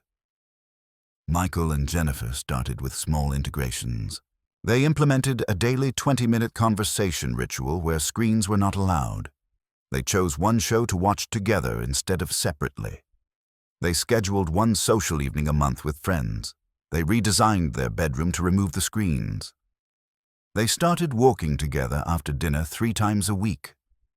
Small changes. Integrated changes. Changes that addressed the whole system, not just one symptom. A year later, they reported something unexpected. Not just that their relationship was better, although it was. Not just that they had more energy, although they did. They reported that life felt meaningful again, that going through motions had transformed into going toward something, that survival had become thriving. The integrated audit did not fix one problem. It revealed one system, and fixing the system fixed everything. So here is the big picture. Here is what all of these audits are pointing toward. Your life is not a collection of separate domains. It is one ledger. Every entry in one column affects every other column. Every liability in one area creates drag in every other area. Every asset in one area creates leverage in every other area. The compound interest works across the whole system, A morning exercise habit improves your energy, which improves your decisions, which improves your time use, which improves your relationships, which improves your inputs, which improves your identity, which makes the exercise habit easier to maintain. The spiral goes up across all categories, or it goes down. A sleep deficit impairs your energy, which impairs your decisions, which leads to poor time use, which strains your relationships, which degrades your inputs, which weakens your identity, which makes sleep discipline harder to maintain. The spiral goes down across all categories. You're not choosing individual entries. You are choosing which spiral you want to be in, the upward spiral or the downward one. And the way you choose is through the audit, by seeing clearly, by knowing where the liabilities are, by systematically converting them to assets. This brings us to the final piece, the practice. Because an audit is only valuable if it is repeated. A one-time audit shows you where you stand today. A repeated audit shows you how you are trending. I recommend a quarterly life audit. Every 90 days, go through all the categories: time, relationships, inputs, identity, energy, habits, environment, decisions. Look at where you are. Compare it to where you were. Identify what has improved and what has slipped. The quarterly cadence is important. Long enough for real change to accumulate. Short enough to catch problems before they compound too far. Frequent enough to stay aware. Infrequent enough to not become burdensome. Each quarterly audit should produce a small number of focuses for the next quarter. Not 10 changes, not 5, 1 to 3, the highest leverage adjustments, the keystone changes that will cascade. You cannot fix everything at once, but you can fix the right things in the right order. The annual audit goes deeper. Once a year, step back and look at the whole picture. Not just categories, but purpose. Not just behaviors, but trajectory. Where are you heading? Is that where you want to head? What would 30-year you say about the direction? What would dying you say about how the ledger was spent? The annual audit is uncomfortable by design. It is meant to shake you out of autopilot. It is meant to force the questions you avoid in daily life. It is meant to ensure that the quarters are adding up to something meaningful rather than just happening one after another without direction. I want to leave you with something to anchor everything you have heard, a single question that contains the entire audit in compressed form. Am I spending or investing? That is it. That is the whole thing. In any given moment, with any given choice, am I spending or investing? Spending depletes. Investing builds. Spending gives you something now at the cost of something later. Investing gives you something later at the cost of something now. Spending feels good immediately and costs you eventually. Investing costs you immediately and rewards you eventually. Am I spending or investing my time right now? Am I spending or investing my attention right now? Am I spending or investing my energy right now? Am I spending or investing in this relationship? Am I spending or investing in my body? Am I spending or investing in my mind? The question is simple. The application is constant, and the cumulative effect of asking it, honestly, thousands of times, is a completely different life. Because here is what I know about compound interest. It does not care about your intentions. It does not care about your circumstances. It does not care about your excuses or explanations or reasons. It only cares about the entries, what actually goes in the ledger. What you actually do with your hours and your attention and your energy and your relationships. The compound interest is already running. It has been running since you were born. It will keep running until you die. You do not get to opt out. You only get to choose the direction. And now you know how to choose. You know how to see clearly. You know how to audit every category. You know how to find the liabilities and convert them to assets. You know how to design systems and environments that make the right choice automatic. You know how to integrate the separate pieces into one coherent system. You came into this audiobook spending your life. You are leaving it with the tools to invest your life. Remember those 11 phone checks before breakfast? You see them differently now. They are not nothing. They are not harmless. They are ledger entries. They are compound interest in a direction you probably do not want. And you see them now. Every moment is an audit opportunity. Every choice is a chance to make a different entry. You are no longer someone things happen to. You are the auditor of your own existence. Every choice is now a conscious entry in your ledger. And here is the promise. Run these audits quarterly for 1 year. Just 1 year. And you will not recognize your balance sheet. The compound interest will have shifted. The spiral will have changed direction. The ledger will tell a different story. You do not need to believe me. You just need to try. 90 days, 1 quarter. Run the audit. Make the changes. See what happens. Because when your time comes to close the books on this life, you will know exactly how you spent it. And you will know it was invested, not wasted. Your first full audit starts today. The balance sheet of your next decade is being written right now. The ledger is open. The pen is in your hand. Every entry counts. Make them count. The ledger is always recording. What entry are you making right now? But before we close, let me give you something practical. Something you can implement immediately. Because awareness without action is just entertainment. And you did not come here to be entertained. You came here to transform. I want to give you the first 7 days protocol. A structured way to begin your audit that does not require you to change everything at once. A way to build momentum without burning out. A way to start seeing clearly before you start acting differently. Day 1 is the observation day. Do not change anything. Just notice. Carry a small notebook or use your phone's notes app. Every time you make a choice, notice it. Every time you take an action, register it. Do not judge. Do not modify. Just see. At the end of the day, review what you recorded. Look for patterns. Look for surprises. Look for the gap between who you think you are and what you actually did. Day 2 is the time audit day. Track every hour, not in detail, just in broad categories.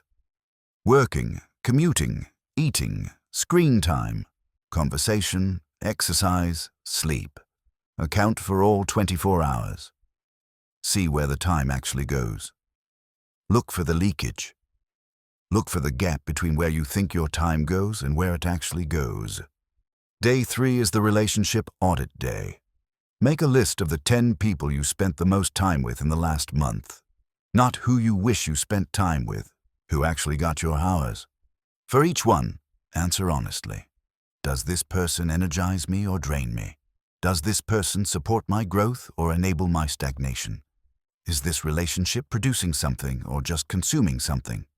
Do not take action yet. Just see clearly. Day 4 is the input audit day. Track everything that goes into your mind, every news article, every social media scroll, every show, every podcast, every conversation topic, every book passage. At the end of the day, categorize. Asset inputs or liability inputs. Nourishment or junk. See the pattern. See what you have been feeding your brain. Day 5 is the energy audit day. Track your energy levels every 2 hours. Use a simple scale. 1 through 10. Notice the pattern. When are you high energy? When are you depleted? What activities correlate with energy gains? What activities correlate with energy losses? See how your choices affect your fuel. Day 6 is the habit audit day. Write down every automatic behavior, everything you do without consciously deciding. Morning routine, evening routine, stress responses, boredom responses, transition behaviors. For each one, ask, did I choose this? Does this serve me? Is this an asset or a liability? Day 7 is the integration day. Look at all 6 audits together. What patterns span multiple categories? Where does one liability create another? Where would a single change affect multiple areas? What is the one thing, if you changed it, that would shift everything else? Let me tell you about someone who completed this 7-day protocol and what happened next. His name was Anthony, and he was a 42-year-old sales manager who felt stuck. Not failing, not succeeding, just stuck. Like his life was on a treadmill. Lots of movement, no progress. Anthony was skeptical about auditing his life. It sounded like self-help nonsense to him, but his wife had heard this audiobook and suggested he try the 7 days. He figured 7 days would not kill him. Day 1 hit him hard. He realized he made almost no conscious choices during his entire day. Everything was reactive. He responded to emails, he responded to his kids, he responded to his boss, he responded to his appetite, he responded to his fatigue. He never initiated. He just responded. His whole life was responses to other people's initiations. Day 2 showed him where time went. He was convinced he worked 60 hours a week. The audit showed he worked about 35 productively. The rest was what he called work, but was actually checking, chatting, meeting, and transitioning. 25 hours a week gone to activities that produced nothing. Day 3 hurt. His relationship audit showed that his 3 closest friends from college had become energy drains. They only contacted him to complain about their lives. They never asked about his. They shot down any idea he shared. Anthony had been subsidizing these relationships for 20 years without realizing they were running a deficit. Day 4 was a revelation. His input audit showed that he consumed approximately 4 hours of news and social media per day, 28 hours a week, more time than he spent with his family, and most of it made him anxious, angry, or both. He was voluntarily poisoning his mind for hours every day and calling it staying informed. Day 5 clarified something he had been ignoring. His energy followed a predictable pattern. High in the morning, crashing in the afternoon, briefly recovering in the evening, and crashing again at night. The afternoon crash correlated with lunch, specifically the heavy, convenient lunch he grabbed every day from the place near his office. The evening crash correlated with the news consumption. His energy liabilities were hiding in plain sight. Day 6 made him uncomfortable. His habit audit revealed that his entire evening routine, from the moment he walked in the door until he fell asleep, was automated toward disengagement. Home, change clothes, pour drink, sit on couch, turn on television, scroll phone, eat dinner in front of screen, continue scrolling, fall asleep watching something. Nothing in that sequence was chosen. All of it was default. Day 7 was the breakthrough. Anthony looked at all 6 audits spread out in front of him. He saw the connections. The news consumption drained his energy and spiked his anxiety. The anxiety made him want to numb. The numbing created the evening automation. The evening automation prevented connection with his wife. The lack of connection strained his marriage. The strained marriage made him seek escape. The escape came through more screens and more consumption. One spiral, expressing everywhere. But he also saw the leverage point. It was the afternoon lunch. That heavy, convenient, energy-crashing lunch was the hinge. When his energy crashed, everything downstream got worse. But what if his energy did not crash?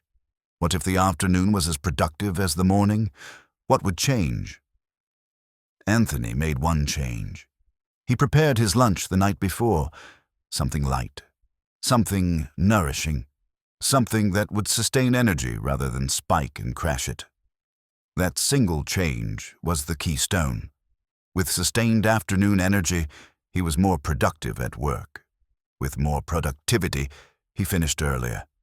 With finishing earlier, he got home with energy remaining. With energy remaining, he did not need to numb. Without needing to numb, he made different choices in the evening. Different evening choices meant more connection with his wife. More connection meant less stress. Less stress meant better sleep. Better sleep meant more morning energy. One lunch change. One keystone habit. The entire spiral shifted direction. Anthony ran his first quarterly audit 90 days later. The difference was measurable. His productive work hours had increased by 40%. His relationship with his wife had transformed. He had reduced his news consumption to 30 minutes a day. He had started exercising again because he had energy for it. His 3 draining friendships had naturally faded as he stopped investing in them, and 2 new friendships had formed with people who energized him. He told me something I will never forget. He said, "I was so busy responding to life that I never realized I could design it. The audit showed me I was the architect all along. I was just building a prison instead of a palace. That is what becomes possible. Not through dramatic overhaul, through clear sight, conscious design, and keystone changes that compound. After these 7 days, you will see more clearly than you have ever seen. You will know where you stand. You will know where the leakage is. You will know what needs to change. And then, only then, do you start changing. Not everything, one thing, the highest leverage thing. The keystone change that will cascade.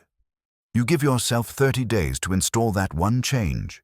Not to try it, to install it, to make it automatic, to convert it from effort to habit. Then you add the next change. And the next, quarter by quarter. Building the life you want, entry by entry. This is not about perfection. This is about direction. The spiral can be going up or going down. Perfect is not the point. Better is the point. More assets than yesterday. Fewer liabilities than last week. A positive trend line. That is all you need. Because here is the final truth about compound interest. It does not require dramatic action. It requires consistent direction. A little bit better, repeated. A slight adjustment, maintained. The power is not in the size of each entry. The power is in the accumulation.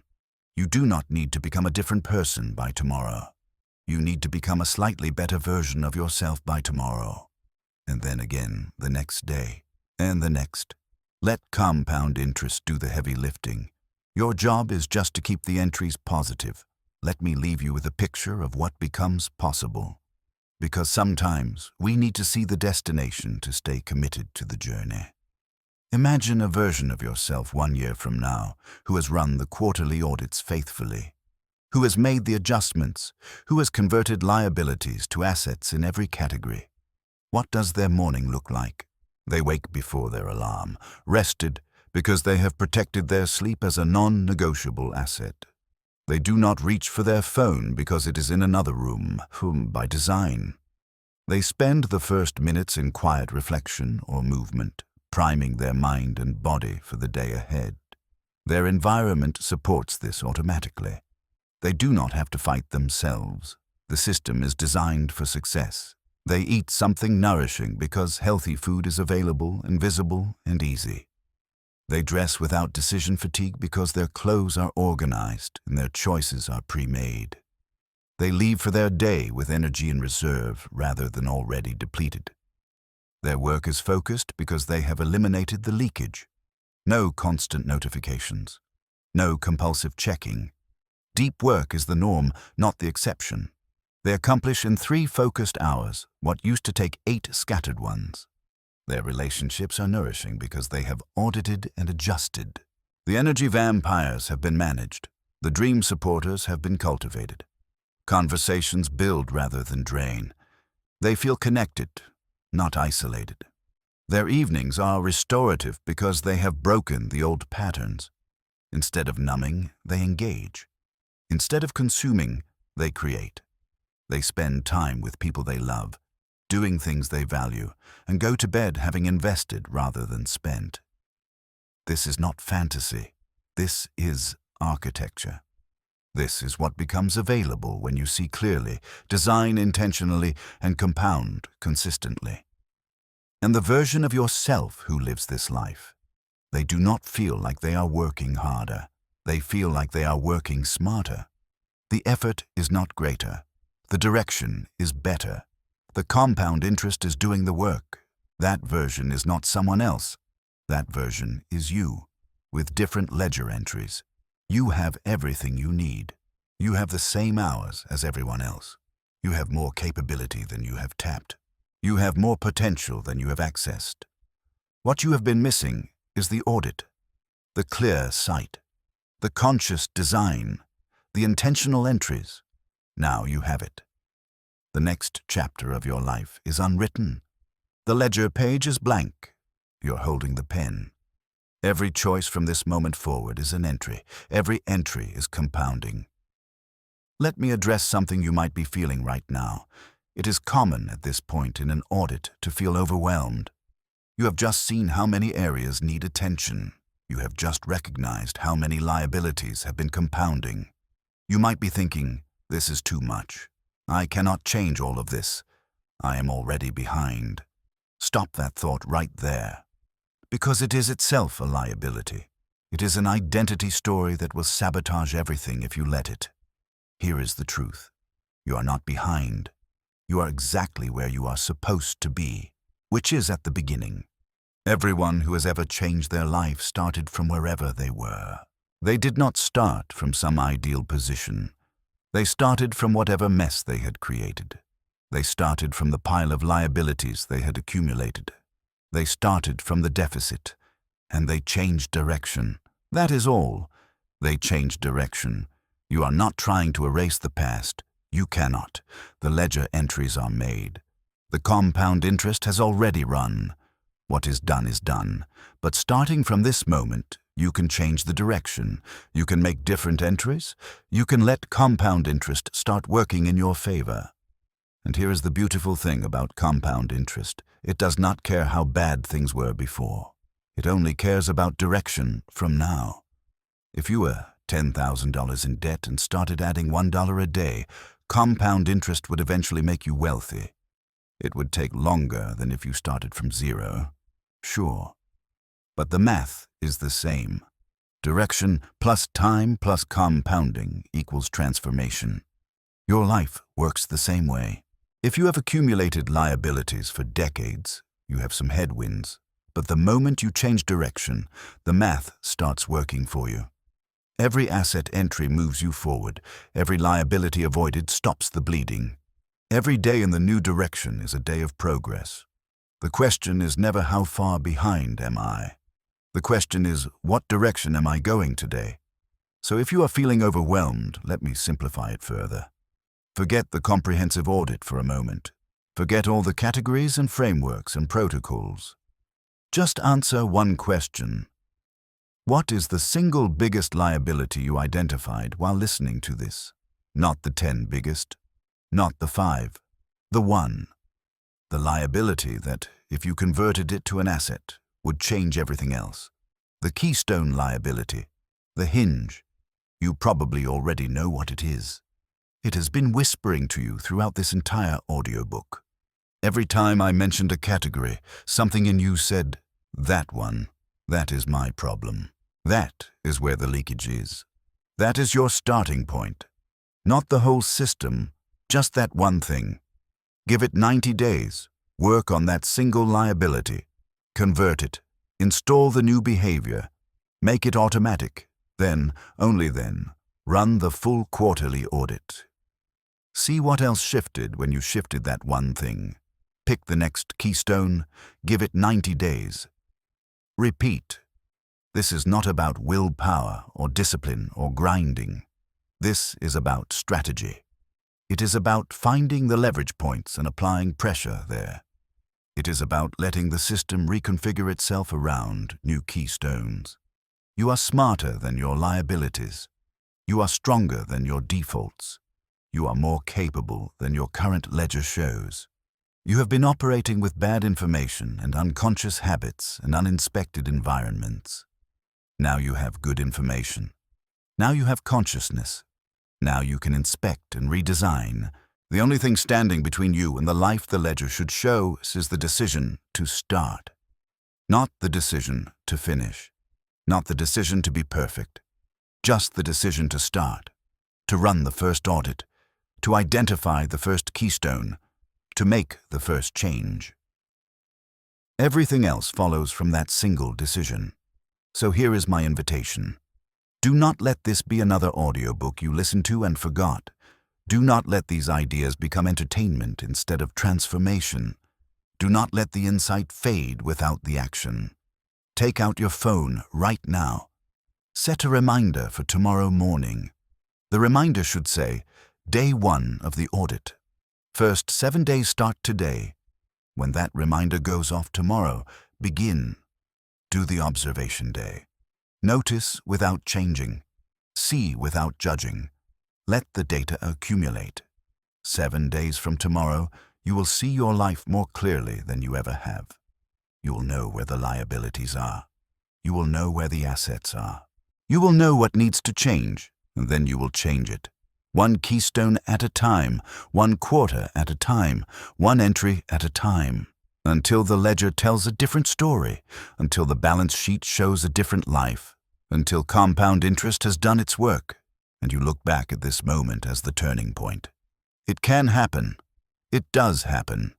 It happens to people who decide to make it happen and then follow through on that decision with consistent, compounding action. Will you be one of them? The ledger is recording your answer right now. What story will the ledger tell? What will the balance sheet show when the books are closed? That is up to you now. That has always been up to you. But now you know it. Now you see it. Now you cannot unsee it. The audit is complete. The awareness is established.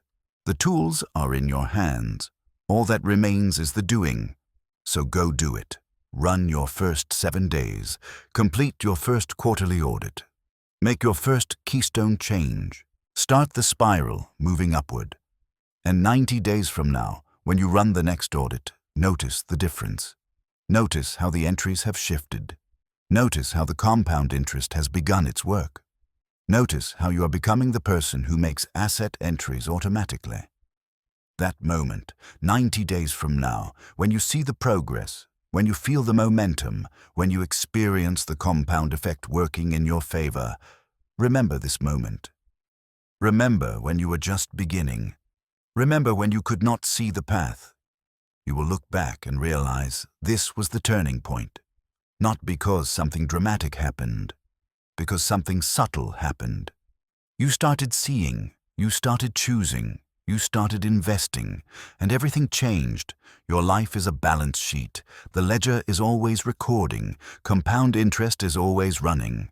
From this moment forward, you're not spending, you are investing.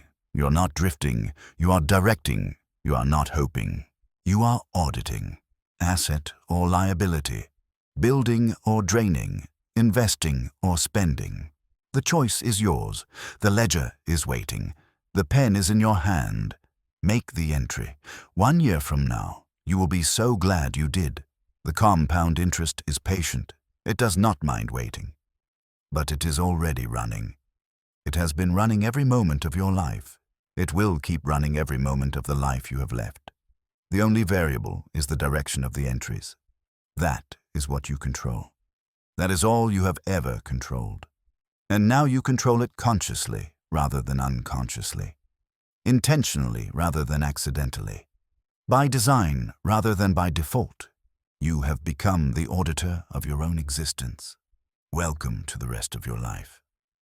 Make it count.